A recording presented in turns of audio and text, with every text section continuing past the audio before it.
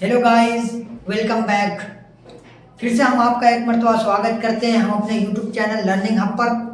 और हमारा टेंस का सीरीज चल रहा है और टेंस में हमने प्रेजेंट टेंस को पूरा कंप्लीट कर लिया, अच्छे से कवर कर लिया। और आज जो हम आपके पास वीडियो लेकर के आए हैं वो है पास्ट टेंस। तो आज हम पास्ट टेंस के कुछ हिस्सों को कवर करेंगे और पास्ट टेंस के बारे में जानेंगे, पास्ट टेंस किसे कहते हैं। चलिए तो शुरू करते हैं, लेट्स बिगिन।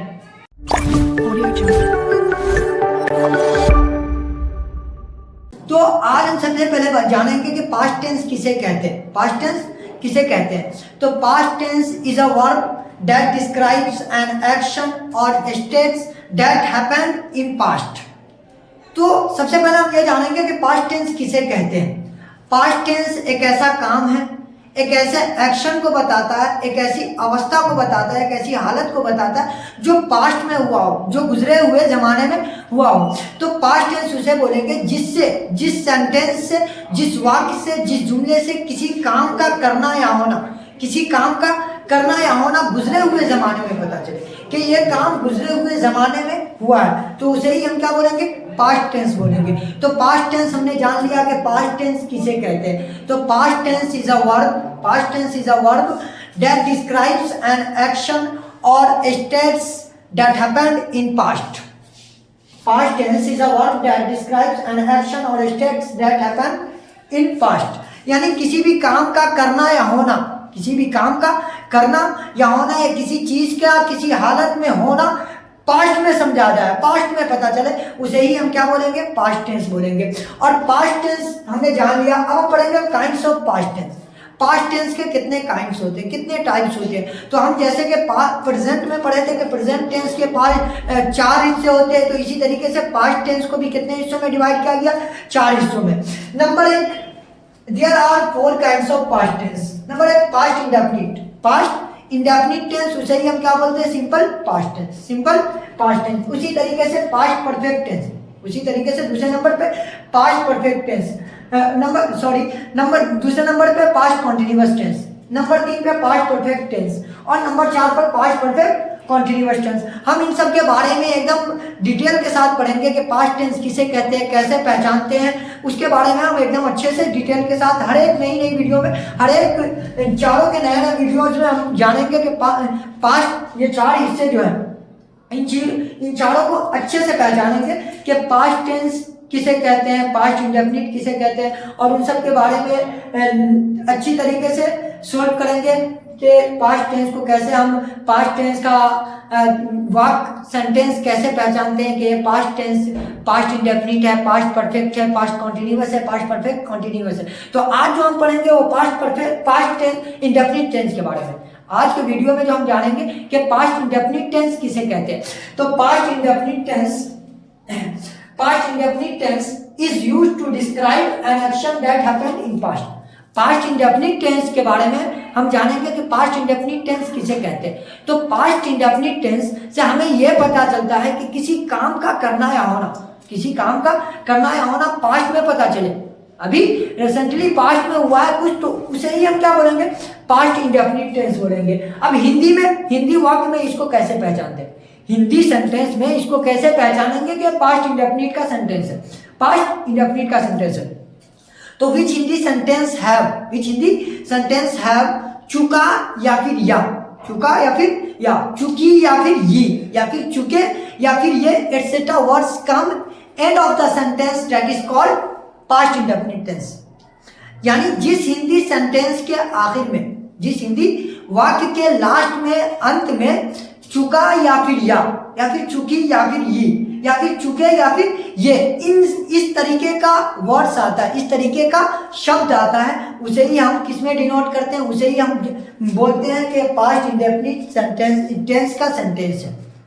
यानी पास्ट इंडेफिनिट टेंस का सेंटेंस कैसे पहचानेंगे? जिस हिंदी सेंटेंस के आखिर में चुका, चुकी, चुके या फिर या, ये, भी लगा हो, उसे ही हम क्या कहते हैं? पास्ट इंडेफिनिट टेंस कहते हैं। जैसे तुमने खाना खा लिया, जैसे तुमने खाना खा लिया, तो हम तुमने खाना खा लिया, देखिए लास्ट में लिया आ गया, या इसी तरीके से, इसी को हम इस तरीके से बोल सकते हैं, तुम खाना खा चुके, तुम खाना खा चुके। ये दोनों सेम सेंटेंस है, ये दोनों सेम सेंटेंस है। तो हम इसको किस में डिनोट करते हैं? ये पास्ट इंडेफिनिट में। ये किस में? पास्ट इंडेफिनिट टेंस का सेंटेंस है। ये पास्ट इंडेफिनिट टेंस का सेंटेंस है। अब हम पढ़ेंगे कि पास्ट इंडेफिनिट टेंस का सेंटेंस कितने होते हैं, पास्ट इंडेफिनिट टेंस के सेंटेंसेस कितने होते हैं। तो जिस तरीके से हमने past present perfect, present indefinite में पढ़ा, प्रेजेंट कॉन्टिन्यूअस में पढ़ा, प्रेजेंट परफेक्ट में पढ़ा, प्रेजेंट परफेक्ट कॉन्टिन्यूअस में पढ़ा, 6 सेंटेंस होते हैं। इसी तरीके के पास्ट इंडेफिनिट के भी 6 सेंटेंस होते हैं। वही affirmative sentence, negative sentence, interrogative affirmative sentence, interrogative negative sentence, WH का अफर्मेटिव सेंटेंस और WH का नेगेटिव सेंटेंस। तो ये 6 सेंटेंसेस है। ये पास्ट इंडेफिनिट के भी 6 सेंटेंस है। Affirmative sentence, negative sentence, interrogative affirmative sentence, interrogative negative sentence और WH का अफर्मेटिव सेंटेंस और WH का नेगेटिव सेंटेंस। तो ये जिस तरीके से हम प्रेजेंट में पढ़ रहे थे उसी तरीके से पास्ट में भी है। अब हम पढ़ेंगे कि इसके रूल, इनके रूल क्या होते हैं, इनके रूल क्या होते हैं। तो रूल ये होते हैं पास्ट अफर्मेटिव का, किसका? पास्ट इंडेफिनिट का अफर्मेटिव सेंटेंस का रूल क्या होता है? सबसे पहले इसमें भी क्या लाते हैं? सब्जेक्ट। सबसे पहले सब्जेक्ट। और सब्जेक्ट किसे कहते हैं ये आपको पता है। अगर चाहे आप हमारे चैनल पर नए हैं तो आप पहले जाए, और हमने जब जब हमने स्टार्ट किया था 10 सीरीज को, तो उसमें वहां पर मैंने बताया था कि पास्ट सब्जेक्ट किसे कहते हैं, वर्ब किसे कहते हैं और ऑब्जेक्ट किसे कहते हैं, इसके बारे में हमने जान लिया था। अब यहाँ पे रूल जान दें कि सबसे पहले क्या लाते हैं? सब्जेक्ट। सबसे पहले रूल क्या कहता है? अफर्मेटिव के लिए। किसके लिए? अफर्मेटिव के लिए। सबसे पहले सब्जेक्ट लाना। सब्जेक्ट के बाद रूल क्या कहता है कि वर्ब का सेकेंड फॉर्म, वर्ब का सेकेंड फॉर्म। अब वर्ब का सेकेंड फॉर्म क्या होता है?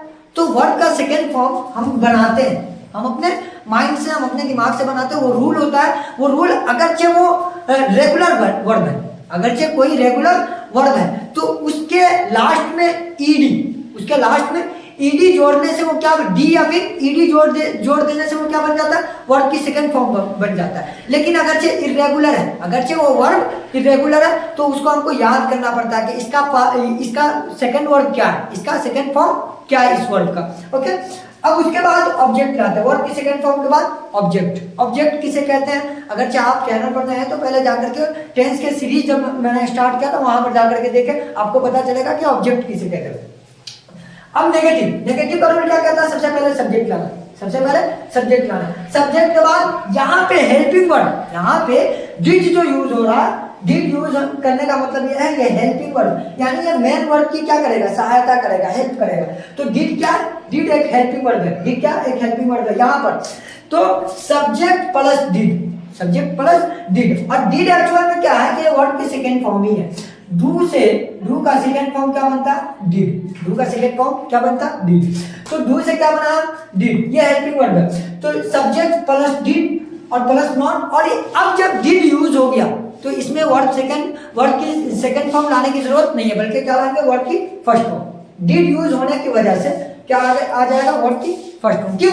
क्योंकि ये डिड ही जो है ना, डिड ये है एक्चुअल में ये सेकंड फॉर्म है। डिड क्या? सेकंड फॉर्म है, डू का डिड। ओके, उसके बाद ऑब्जेक्ट। फिर रूल क्या कहता है? इंटरोगेटिव है, इंटरोगेटिव अफर्मेटिव। सबसे पहले ये डिड को बाहर ले आओ, ये डिड को सबसे पहले ले आओ। Did plus subject plus verb की फर्स्ट फॉर्म प्लस ऑब्जेक्ट। उसके बाद नेगेटिव है, इंटरोगेटिव नेगेटिव है। डिड के बाद सब्जेक्ट के बाद नोट के बाद वर्ब की फर्स्ट फॉर्म, उसके बाद ऑब्जेक्ट किसे कहते हैं जानते हैं आप। उसके बाद WH के बाद जो अफर्मेटिव का इंटरोगेटिव अफर्मेटिव है उसके रूल को WH के जस्ट बाद जो इंटरोगेटिव अफर्मेटिव का रूल है उसको WH के बाद जस्ट रख दो, वो WH का अफर्मेटिव बन जाएगा। देख लो, WH did plus subject plus verb की फर्स्ट फॉर्म प्लस ऑब्जेक्ट। उसके बाद WH का नेगेटिव। इसमें क्या करना है कि जो भी इंटरोगेटिव नेगेटिव है WH के बाद उसको डाल दो, उसके रूल को डाल दो, वो बन जाएगा WH का negative. WH plus did plus not plus verb की फर्स्ट फॉर्म प्लस ऑब्जेक्ट। तो ये इसके रूल हुए। और आज अभी हमने जाना कि एक पास्ट टेंस किसे कहते हैं, पास्ट टेंस के कितने काइंड्स होते हैं। उसके बाद हमने पहले पढ़ा कि past indefinite tense, past indefinite हमने जान लिया कि पास्ट इंडेफिनिट टेंस कैसे पहचानते हैं, जिस हिंदी सेंटेंस के लास्ट में चुका या फिर चुकी, चुके या फिर या ये लगा हो उसे ही हम क्या कहते हैं, पास्ट इंडेफिनिट टेंस कहते हैं। और हमने सेंटेंसेस कितने टाइप के सेंटेंस होते हैं, तो 6 टाइप के सेंटेंस होते हैं पास्ट इंडेफिनिट में। कौन कौन होते हैं, affirmative, negative, interrogative, affirmative, interrogative, negative, WH का अफर्मेटिव, WH का नेगेटिव। हमने रूल जाना कि ये रूल क्या क्या होते हैं। अब आप इसका स्क्रीनशॉट ले लीजिए। अब हम इसके सेंटेंसेस बना के दिखाते हैं कि किस तरीके से हम हिंदी को इंग्लिश में ट्रांसलेट करते हैं। चलो तो स्क्रीनशॉट ले लीजिए। तो देख लीजिए ये इन 6 सेंटेंस को हमने लिखा है हिंदी में और हिंदी को इंग्लिश में बना करके देखेंगे। और सबसे पहले हम ये पहचानेंगे कि ये किसका, कौन से टेंस का सेंटेंस है। ये जो सेंटेंस है कौन से टेंस का है। जैसे उसने हमें खाना खिलाया, उसने हमें खाना खिलाया, तो सबसे पहले हमने लास्ट में क्या दिखा, या, खिला या। तो हमने क्या पढ़ा था कि जिस हिंदी सेंटेंस के लास्ट में या, ये या फिर चुका था थे थी आ जाए, या चुका आ जाए, उन सबको हम किस में मानते हैं, पास्ट इंडेफिनिट में। किस में, पास्ट इंडेफिनिट में मानते हैं। उसने हमें खाना खिलाया, या शुरू या लास्ट में आ गया, इसका मतलब ये पास्ट इंडेफिनिट है। अब पास्ट इंडेफिनिट में सेंटेंस कौन सा, खाना खिलाया, यानी किसी काम के करने होने का पता चलता है, तो ये अफर्मेटिव में है। किसमें, past affirmative, past indefinite affirmative. तो पास्ट इंडेफिनिट अफर्मेटिव का रूल क्या कहता है, सबसे पहले सब्जेक्ट लाना, सबसे पहले सब्जेक्ट, सब्जेक्ट के बाद वर्ब की सेकंड फॉर्म, उसके बाद ऑब्जेक्ट। तो सबसे पहले इसमें सब्जेक्ट कौन है, सब्जेक्ट उसने खिलाया, उसने खिलाया नहीं, वह खिला चुका था, वो खिला चुका था, वो खिला चुका था। तो सबसे पहले हम क्या लेंगे, उसने, उसने की इंग्लिश क्या होती है, ही। यहाँ पे उसने एज अ सब्जेक्ट है, वो उसने खिलाया, तो ही। अब ही के बाद सब्जेक्ट के बाद रूल क्या कहता है, वर्ब। वर्ब इसमें क्या, खिलाना, खिलाने की इंग्लिश क्या होती है, फीड। खिलाने की इंग्लिश क्या होती है, फीड। फीड ये इरेगुलर वर्ब है, फीड कैसा वर्ब है, इरेगुलर। तो इरेगुलर वर्ब का वर्ब की सेकंड फॉर्म जो होती है ना, वो फेड, वो क्या होता है, फेड होता है। तो फीड का वर्ब की सेकंड फॉर्म फेड होता है। तो ही फेड, ही फेड, ही फेड। अब फेड के बाद वर्ड का रूल क्या कहता है, ऑब्जेक्ट लाना। यहाँ पे क्या लाना है, ऑब्जेक्ट। अब उसने खिलाया, उसने खिलाया, किसे खिलाया, हमें। तो हमें, हम क्या है, एज अ ऑब्जेक्ट आ रहे हैं यहाँ पे, इस रूल में हम जो आ रहा है वो ऑब्जेक्ट आ रहा है। तो हम के लिए ऑब्जेक्ट जो लाते हैं वो लाते हैं अस।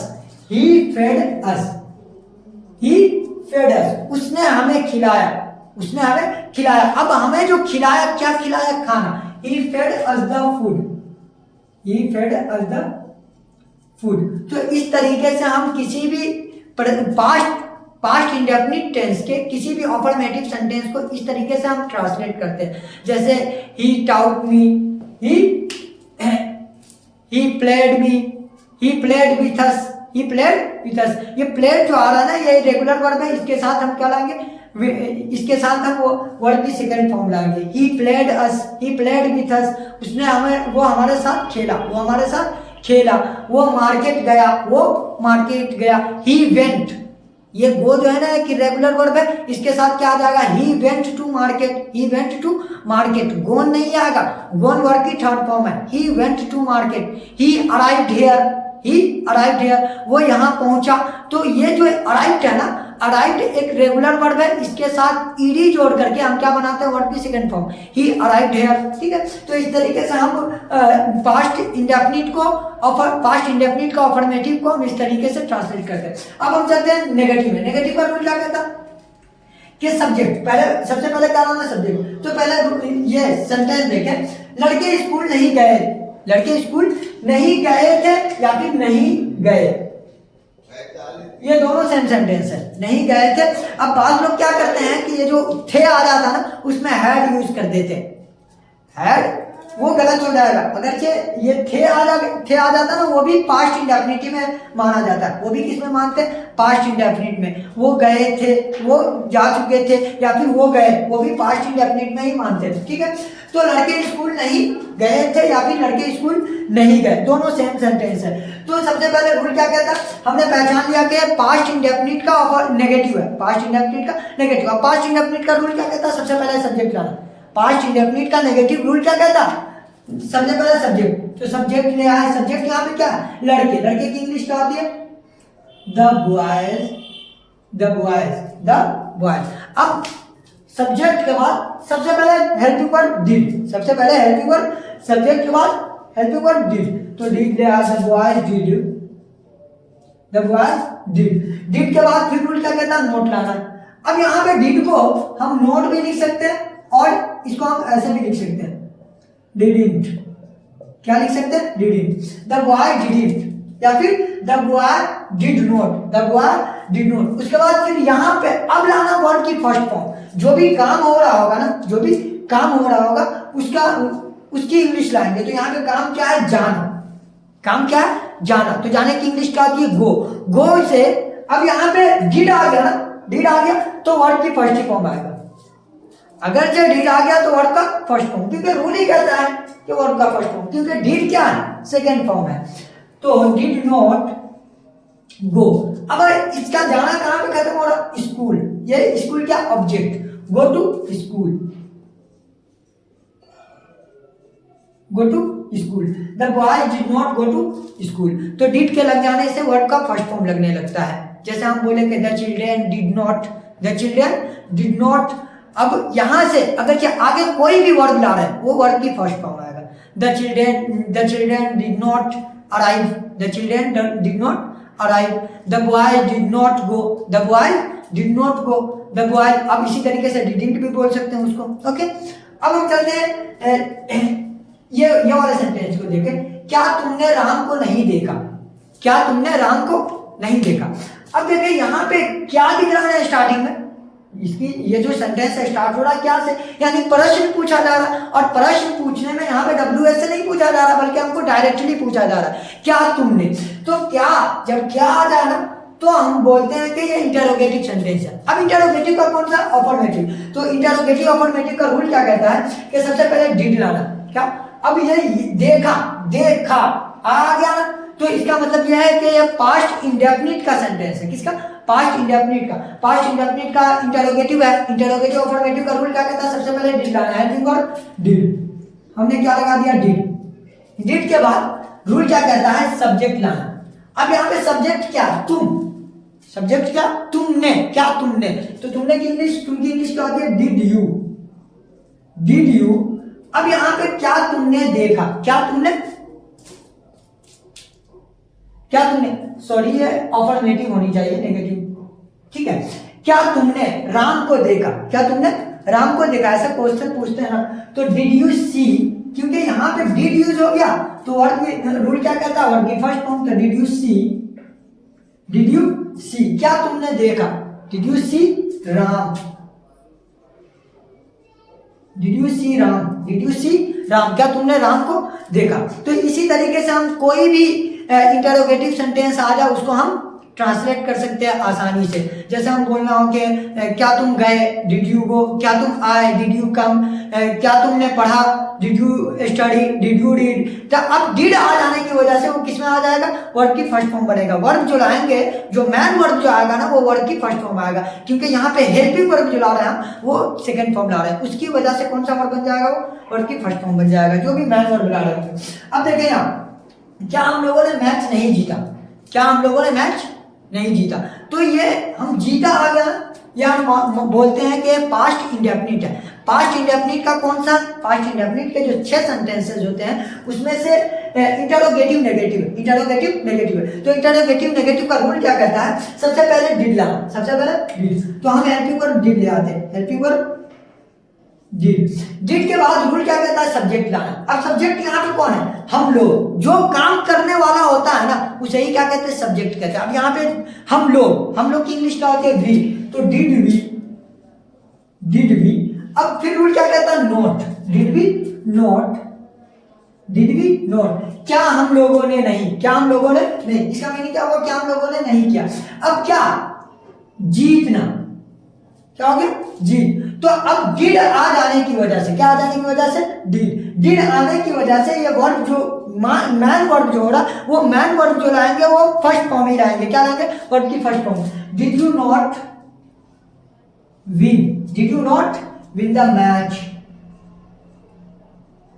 Did you not win the match. अब ये क्वेश्चन मार्क भी लगाना जरूरी है। Did you not win the match, did we not win the match, क्या हम लोगों ने मैच नहीं जीता, क्या हम लोग नहीं गए, did we not go, did we not go, क्या हम लोगों ने खाना नहीं खाया, did we not eat the food, did we not eat the food, क्या हम लोगों ने मैच नहीं देखा, did we not watch, did we not watch the match, did we not watch the TV. ठीक है, ओके, इस तरीके से हम आराम से ट्रांसलेट कर सकते हैं। अब नंबर 5 पे WH प्लस, जैसे ये वाला सेंटेंस है, वे लोग यहाँ कब आए, वे लोग यहाँ कब आए या फिर कब आए थे, वे लोग यहाँ कब आए या फिर कब आए थे, ये भी पास्ट इंडेफिनिट ही में माना जाएगा।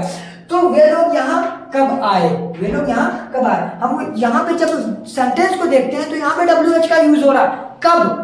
तो सबसे पहले रूल क्या कहता है कि WH की इंग्लिश लानी है। अब यहाँ पे कब की इंग्लिश क्या होती है, when के बाद रूल क्या कहता है, डिड लाना, when डिड। अब डिड के बाद रूल क्या कहता है, सब्जेक्ट यहाँ पे कौन है, वे लोग, आने वाले कौन है, वे लोग। तो जो आने वाला होता है ना, जो काम कर रहा होता है, उसी को क्या कहते हैं, सब्जेक्ट। तो वे लोग की इंग्लिश क्या होती है, दे, डिड दे, क्या वे लोग, क्या वे लोग। फिर रूल क्या कहता है, वर्ब। अब यहाँ पे वर्ब क्या है, काम क्या है, आना। वे लोग यहाँ कब आए, तो आने की इंग्लिश कम, डिड वी दे कम। अब ये वर्ड की फर्स्ट फॉर्म ही, ये जो मैन वर्ब है ना, कब, यहाँ पे क्या वर्ड की फर्स्ट फॉर्म आएगा, क्यों, क्योंकि डिड आ रहा, डिड कौन सा फॉर्म है, सेकंड फॉर्म है। Did they come, when did they come here, वे लोग यहाँ कब आए, वे लोग यहाँ कब आए। तो इस तरीके से हम आराम से ट्रांसलेट कर सकते हैं। अब ये WH पर ये वाला सेंटेंस देखें, आप स्कूल क्यों नहीं पहुंचे, आप स्कूल क्यों नहीं पहुंचे। तो आप स्कूल क्यों नहीं आ रहा ना, इसका मतलब ये WH का, किसका, WH का। और पहुंचे ये किसका, पास्ट इंडेफिनिट है। तो हम पास्ट इंडेफिनिट का WH का रूल लगा देंगे, वहां से आराम से ट्रांसलेट कर सकते हैं। तो रूल क्या कहता है, सबसे पहले WH। अब यहाँ पे WH का कौन सा यूज हो रहा है, वाई। तो वाई के बाद रूल क्या कहता है, डिड लाना, वाई डिड। अब इसके बाद डिड के बाद क्या लाना, सॉरी यहाँ पे सब्जेक्ट छूट गया, वाई डिड सब्जेक्ट। अब सब्जेक्ट यहाँ पे क्या है, आपकी इंग्लिश क्या होती है, you. Why did you not, note के बाद क्या लाना, वर्ब क्या है यहाँ पे, पहुंचने की English arrive. Why did you not arrive, कहाँ नहीं पहुंचे, कहाँ पहुंचना, कहाँ, school, arrive to school. Why did you not arrive to school. तो इस तरीके का सेंटेंस, इस तरीके से सेंटेंसेस बनते हैं। How did you not come, how did you not arrive, how did you not study. इस तरीके से हम आराम से ट्रांसलेट कर सकते हैं किसी भी पास्ट इंडेफिनिट सेंटेंस के, कोई भी सेंटेंस आ जाए। अब उम्मीद करते हैं कि आप आराम से किसी भी पास्ट इंडेफिनिट के हिंदी को इंग्लिश में ट्रांसलेट कर सकते हैं और इंग्लिश को हिंदी में ट्रांसलेट कर सकते हैं। तो उम्मीद करते हैं कि आपको समझ आया होगा ये आज का पूरा वीडियो, और आज की पूरी वीडियो आपको समझ आई होगी। अगर आपको समझ आया है तो लाइक कीजिएगा और कमेंट जरूर कीजिएगा। और इस तरीके का एक सेंटेंस, जो भी सेंटेंसेस अच्छे या आप कमेंट में जरूर बताइएगा। चलिए, तो अगर आपको समझ आया होगा तो लाइक जरूर कर दीजिएगा और कमेंट भी और शेयर भी कर दीजिएगा। Thank you.